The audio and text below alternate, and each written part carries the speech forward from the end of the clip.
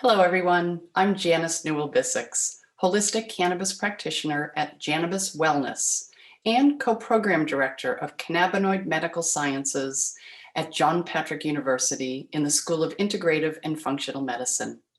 I'd like to thank the Institute of Cannabinoid Medicine for sponsoring this talk. I'm going to talk about cannabis, stigma versus science. Truthfully, 5 years ago, I was in the stigma camp, but now I'm all about the science.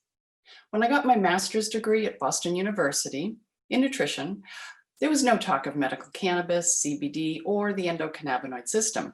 Unfortunately, there are still many medical schools, nursing, social work, other medical programs that don't talk about the medical value of cannabis. In my Cannabis Wellness business, I help clients who suffer from pain, anxiety, insomnia, irritable bowel syndrome, inflammatory bowel disease, and other debilitating conditions find relief using cannabis and CBD. I also enjoy educating healthcare professionals about the medical use of cannabis and CBD.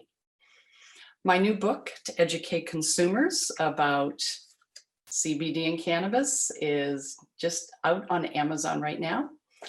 And it's called Simple Guide to CBD, Fact, Fiction, and a Path Forward.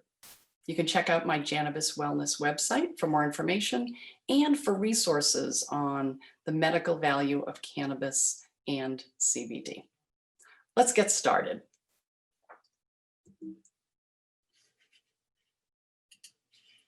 First, my disclosures. Again, I own Cannabis Wellness. I'm on the editorial board and I write for Cannabis RX magazine. And I also have a line of CBD products. Now, if you had told me 5 years ago that I would, first of all, be in the CBD or cannabis world, I would think you were crazy. In fact, if there were such a thing, I would have been voted least likely to be in the cannabis business. I smoked pot once in college, didn't like it. I grew up in the just say no generation, and I bought into it, hook, line, and sinker. I even used air quotes when I said medical marijuana. I was completely uneducated. I'm embarrassed to say I did not understand the medicinal value of the plant. So let me tell you what changed my mind. When my dad was in his early 80s, he had a surgery that did not go well and resulted in a lot of pain. So the doctors, as most doctors do, they gave him the traditional pain medications. They helped a little bit with the pain, but they left him groggy and really severely constipated, requiring a 5-day hospital stay. At the end of this day, I said to his doctor, "Is there nothing else we can do for his pain?" I said, "What about medical marijuana?" Because I knew in Massachusetts, it had just become legal. The doctor said, "I think that's a great idea." And I thought, oh no, I need to learn about this. So I did some research, and the more I learned, the more I thought, are you kidding me? Why is this not used with people? I mean, there's a long history of its use as medicine, but I didn't know about it, and many people still don't know about it. So we got my dad certified, went to a dispensary, got him a high CBD vape pen, came home. He took a couple of puffs and he stood up and said, "I'm going to take a nap." And he said, "Wow." And I said, "Are you okay? Are you dizzy?" He said, "I'm not in pain." So that's the day that I changed my career. I left my previous business of 15 years, educating families on how to eat a healthy diet, because I am a registered dietitian nutritionist, and trained to be a holistic cannabis practitioner. So that's why I care. But why should you care? Well, a lot of adults have tried cannabis and many use it. You might say, well, I don't really know many people who use it. And you might be mistaken, because a lot of people are afraid to admit that they use it for fear of being judged. Over half of the people over 65 years old experienced pain in the last month. So it's not a coincidence that there has been a 10-fold increase in cannabis use in those over 65 years of age. In 2025, sales are estimated to be $23 billion of cannabis. Sanjay Gupta, he's a doctor who I love, and he was very, very skeptical about cannabis. He admits that freely. And then CNN asked him to do a documentary about the use of cannabis in childhood epilepsy. He did this documentary, and at the end, he was a completely changed person. He said, "Now I believe in the medical value of cannabis," and he's a proponent. So many of us, okay, still think of cannabis users as hippies who just sit around and get stoned. But the actuality is it's more likely to be your grandmother who is treating her arthritis pain, your neighbor who is desperately trying to get off opioids, or your niece who suffers from severe social anxiety. Who is using cannabis? Well, here's a breakdown. There are young people, certainly, that are using cannabis, but look at the middle there, between 30 and 64 years old. Look at all the people who are using cannabis. And again, look at the 65 and older. And why are they using it? Many people say for relaxation. Oftentimes I'll have a glass of wine with my dinner. It's nice, it relaxes me, and I'm not judged. And yet if someone uses cannabis for relaxation, they're still judged by many, many people. Stress relief, anxiety, sleep, insomnia is a real problem with people, especially as they age, pain, and then other medical conditions. So there are a lot of reasons that people are using cannabis. The history of cannabis as a medicinal herb goes way back. 4000 BC, there's a record of cannabis being used in Chinese medicine. In the 1840s, it's reported that Queen Victoria used a cannabis tincture to treat her menstrual cramps. And then it became vilified in the early 1900s. There was, in 1937, the Marijuana Tax Act that was passed, which essentially made cannabis illegal. It was so highly taxed. And this was done not because of science or any medical reason. It was strictly political and racial. And I don't have time to get into all of that, but it really is, it's a tragedy that this happened and that this medicine has been really removed from use for a lot of people for decades.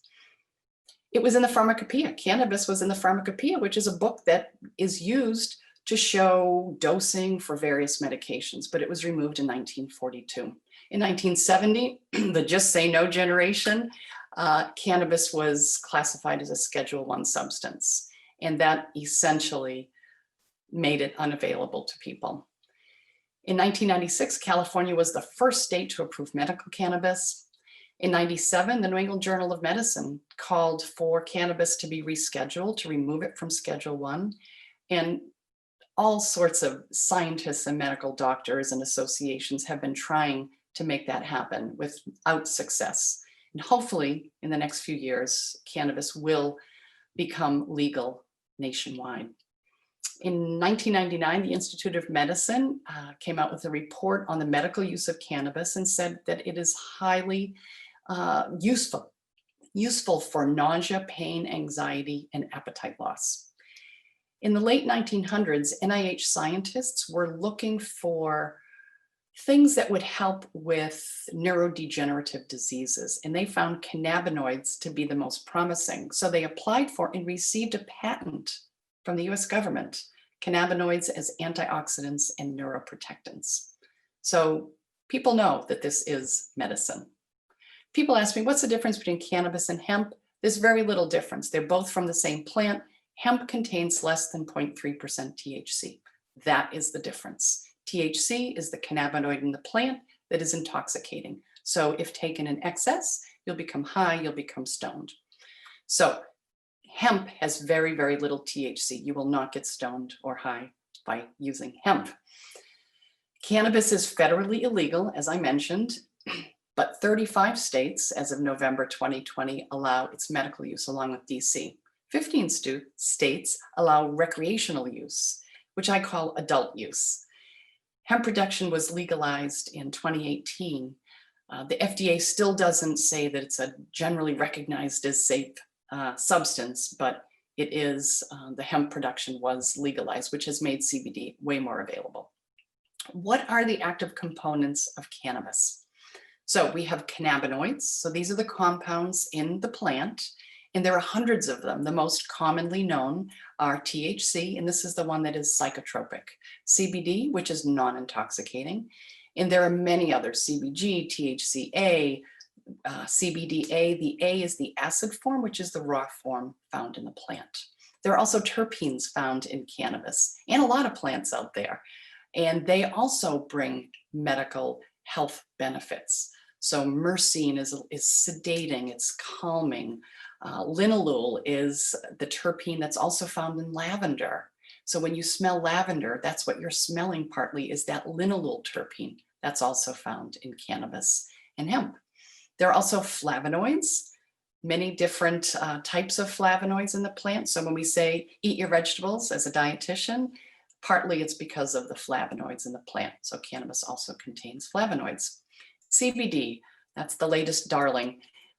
These are some of the actions that have been found with CBD. Pain relief, it's a pretty potent anti-inflammatory, and inflammation is a contributing factor for many of our chronic diseases. Antibacterial, anti-seizure, I mentioned the epilepsy, anti-nausea, antidepressant, anti-anxiety, it's neuroprotective, and some research shows that it is good for bone health. They did a rat study and they found that rats with broken femurs healed twice as fast and their bones were even stronger when given CBD. THC. Some people say, well, that's the bad cannabinoid. No, it's not bad. It's only bad if you take way too much of it and you become intoxicated. Much like wine. A glass of wine is good for you. If you drink the whole bottle, maybe not so much.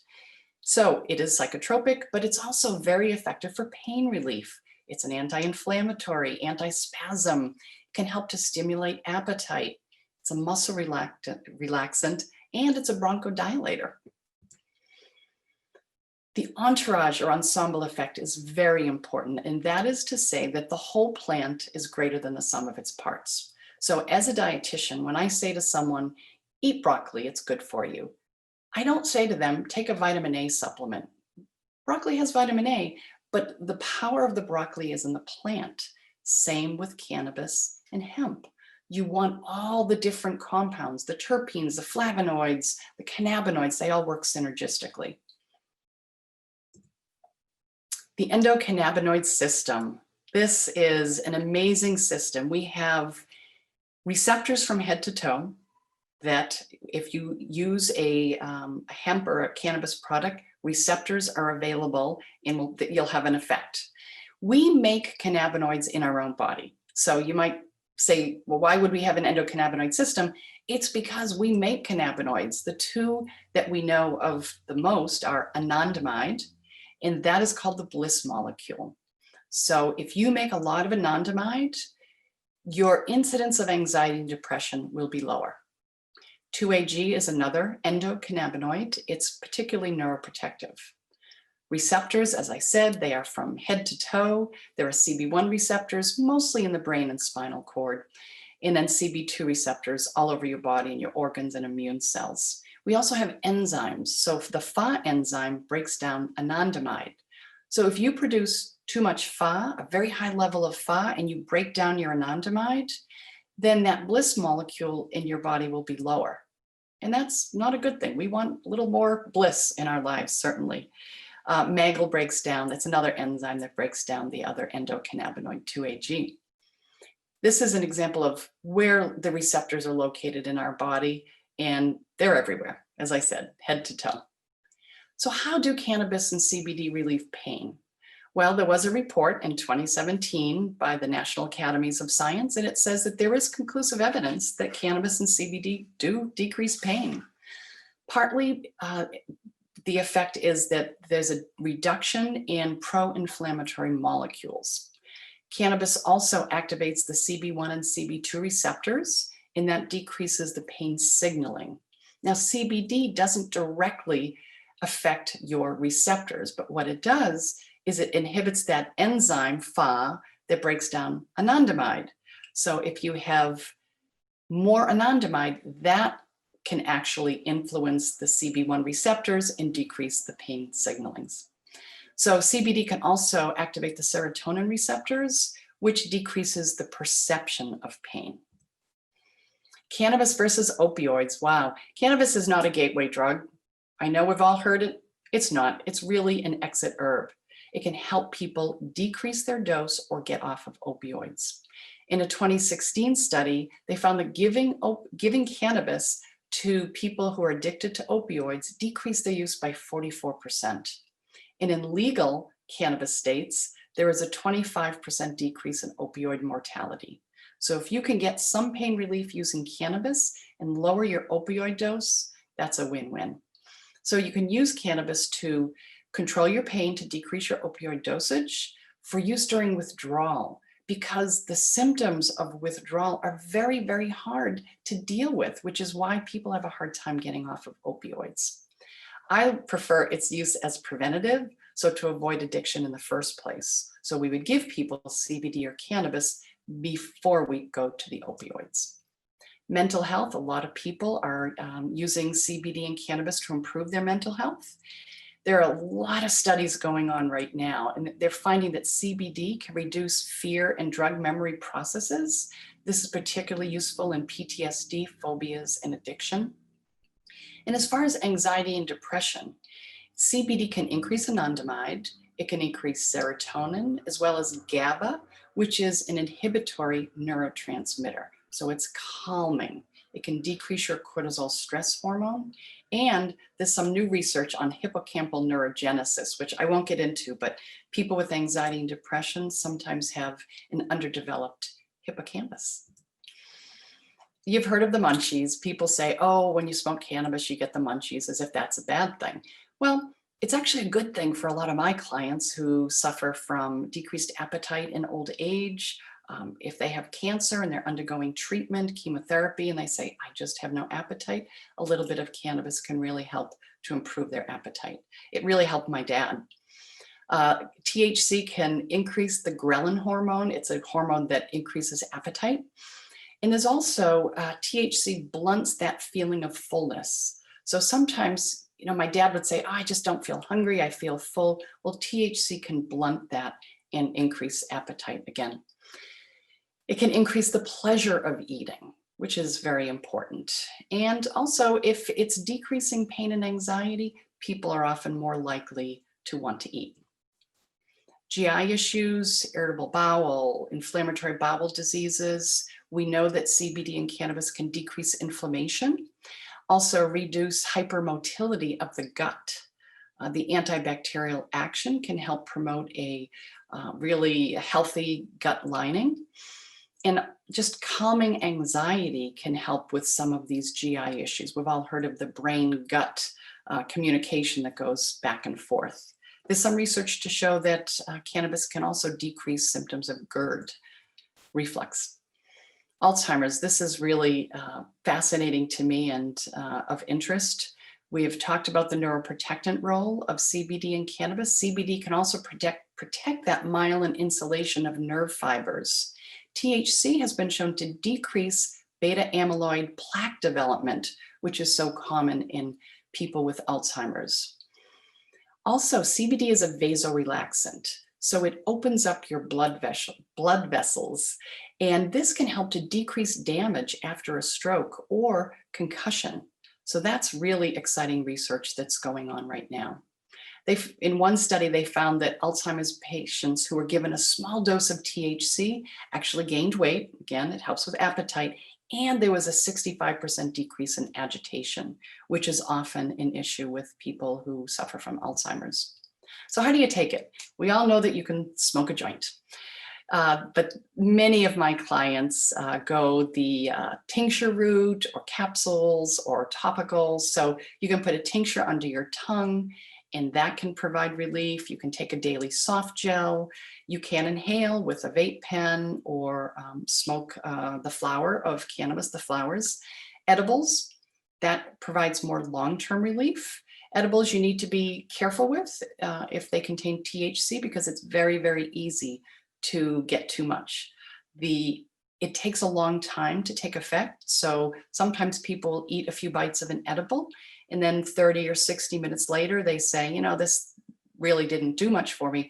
So they eat a few more bites and then a few more bites. And then in 2 hours, they are completely stoned and sometimes paranoid and anxious. So you have to be careful with dosing edibles. Topicals can be very helpful.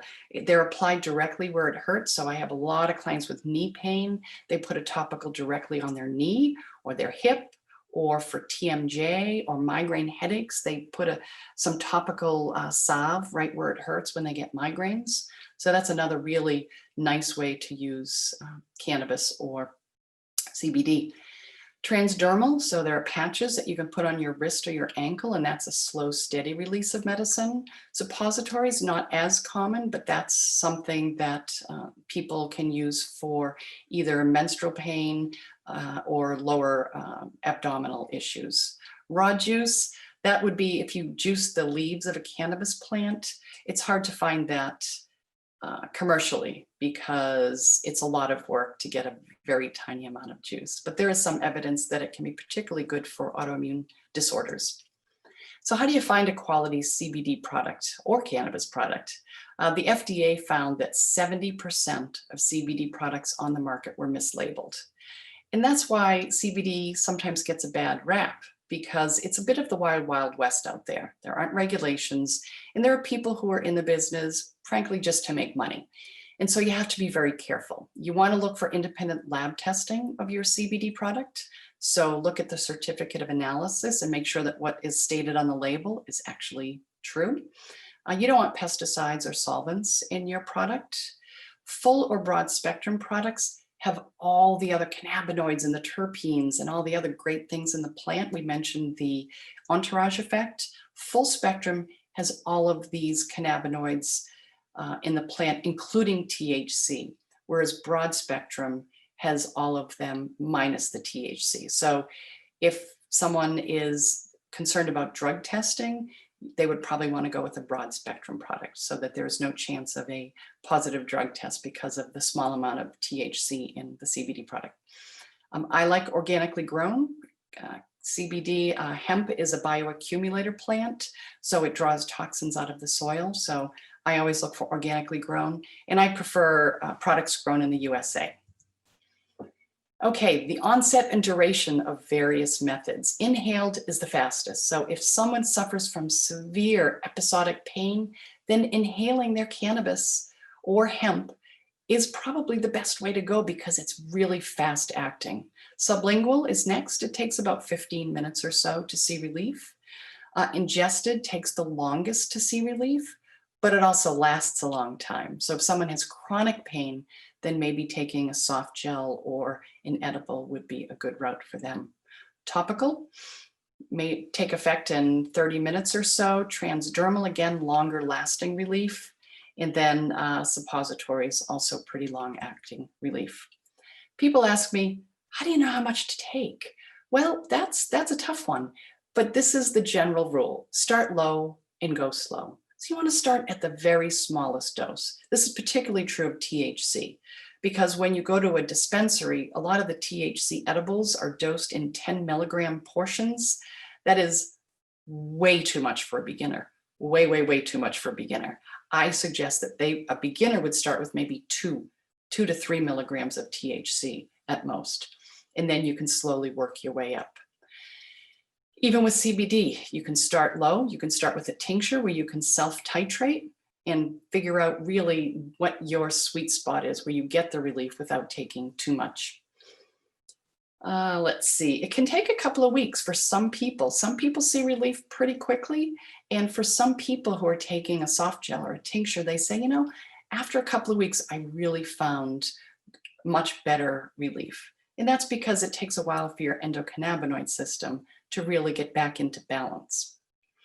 People who use THC cannabis, sometimes they develop a tolerance. So if you find relief with 5 milligrams, in 6 months, you might need 10 milligrams to find that same relief. So what people have to do really is to take a tolerance break. So stop using it for a week or two, and that will reset your receptors. And then when you go back, a smaller dose will provide the relief. So people say, oh, it's all so good, it's all so good. And it is. There's so much potential for cannabis and CBD. There are some downsides. So short-term effects with THC, this is for cannabis, an increased heart rate, sometimes a distorted perception, loss of coordination, and issues with memory. So you have to be aware of that. And that's why we start low and go slow. Cannabis use disorder, that is more common with people who have used cannabis for a long time and really heavy use for many, many years. And it's more common when teenagers start using cannabis. So we don't recommend that teenagers use cannabis unless it's for a medical reason, and then it's more tightly controlled. But if someone has been using cannabis for a couple of decades very heavily, it could result in or lead to cannabis use disorder. And that's 8 to 12% of heavy users. And it's not just that you're using a lot of cannabis, because some people do medically and they do fine, but it's when it affects your behavior, your health, and your relationships. So it's estimated there are about 4 million people in the US who might suffer from cannabis use disorder, as opposed to over 14 million who have alcohol use disorder. Cannabinoid hyperemesis syndrome. This is a cyclical vomiting syndrome. Again, after many years of heavy use, some people develop this cyclical vomiting, and it's often relieved with a hot bath or a shower. So if this is the case, it's really important that the person stop using cannabis to see if that's the cause of it. And sometimes they can go back to using cannabis at lower doses, but that's important to talk with someone who really understands this. Psychotic disorders, some people say, well, I've heard that it can cause schizophrenia, cannabis use. Probably not. It's possible that heavy early use may be a risk for earlier onset of some of these psychotic disorders, but correlation doesn't equal causation, because a lot of people with mental health issues turn to cannabis to self-medicate because they feel better using it. So that's not to say that the cannabis is causing the psychotic issues. There's a lot more that we need to study on this to see really what the relationship is. Drug interactions, this is important to think about. Cannabis can increase, and CBD can increase the effects of some drugs. So you want to be cautious when taking medications that are contraindicated with grapefruit, when you ingest cannabis in particular. So if you're taking an edible, or if you're taking a pill, a soft gel, the enzyme that breaks down the CBD and cannabis also is in the CYP450 enzyme system. And that's the same system enzyme that breaks down Coumadin, for example, in warfarin. So if you're taking Coumadin and CBD at the exact same time, both orally, there is a possibility that they'll both get to the liver, there won't be enough of the enzyme, and your Coumadin levels could go up or down. And we don't want that with Coumadin, because that has a pretty narrow therapeutic window. There is synergy with some medications. It's really important when you're looking at drug interactions to check with a cannabis practitioner. Side effects of CBD. Most of my clients have no side effects. Vivid dreams is really the most common one. People say, oh man, I remember my dreams more. Some people experience a little bit of fatigue when they first start taking CBD. And that's a little bit due to that neurocalming effect. They're a little bit more relaxed. So that usually goes away after a week or two. Low blood pressure, because CBD is a vasodilator and increases blood supply to your heart and your brain. If someone has very low blood pressure, there is a potential that they could get lightheaded. I've only seen it once with an elderly client in the years, 3 or 4 years that I've been doing this. Dry mouth, not that common, but a few people have reported that. And then I've only had one person who said they had a little GI upset when they started taking CBD. But again, that typically resolves fairly quickly. And the World Health Organization says that CBD has a very good safety profile and is well tolerated. Pharmaceutical cannabinoids.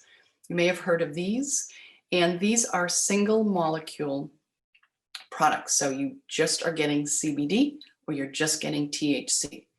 And the problem with this is that you're lacking, there's no entourage effect. So you're not getting all the beneficial synergistic compounds in the plant. Some people do use them successfully, and it's much easier to do research with these compounds because there is some variation in plants. I'm just going to run through a couple of quick case studies of people that I have worked with who have used CBD in particular. And this was a lovely gentleman who had anxiety and depression after his wife died. And his daughters reported to me that after the CBD, he was back to his old self again. This is a gentleman who had pretty severe anxiety and irritable bowel for more than a decade, and he successfully weaned himself off of his Klonopin, and with a doctor's assistance, and now uses just CBD to manage.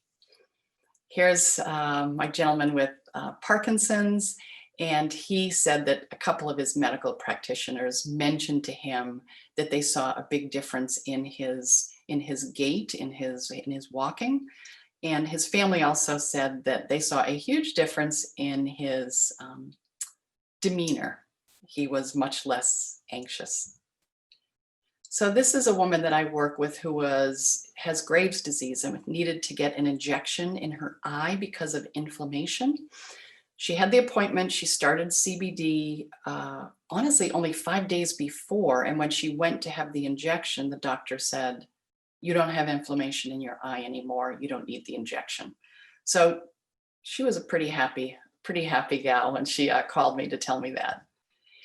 And then here's a young woman that I work with who suffered from lifelong anxiety and depression and severe constipation and insomnia as well. And she has seen just remarkable results in her demeanor, in her sleep, and in her pain level. So why don't more doctors recommend cannabis or CBD? I mean, in a survey, 4 out of 5 doctors approve of medical cannabis. They absolutely do. But 90% say they don't feel confident prescribing it. And this makes sense because they weren't trained in it, just like I wasn't trained in it. And the worst part here is that really only 15% of med schools now are teaching about medical cannabis in the endocannabinoid system. And that's something that I really feel strongly about, that needs to change. So in a perfect world, health professionals would be open to suggesting CBD and cannabis. Everyone has access to safe and good quality cannabis that's affordable, and that's a problem because right now it's kind of expensive. I would like CBD and cannabis to be the first option to treat pain and anxiety and depression and insomnia. And also that no one experience unnecessary suffering and pain at the end of their life. I think there is I've spoken to different hospice groups, and there's just so much potential for use in end-of-life care. So that concludes my talk. Feel free to reach out if you have any questions or to learn about my cannabis therapy class that I teach at John Patrick University, or information about the Institute of Cannabinoid Medicine. And thanks for watching.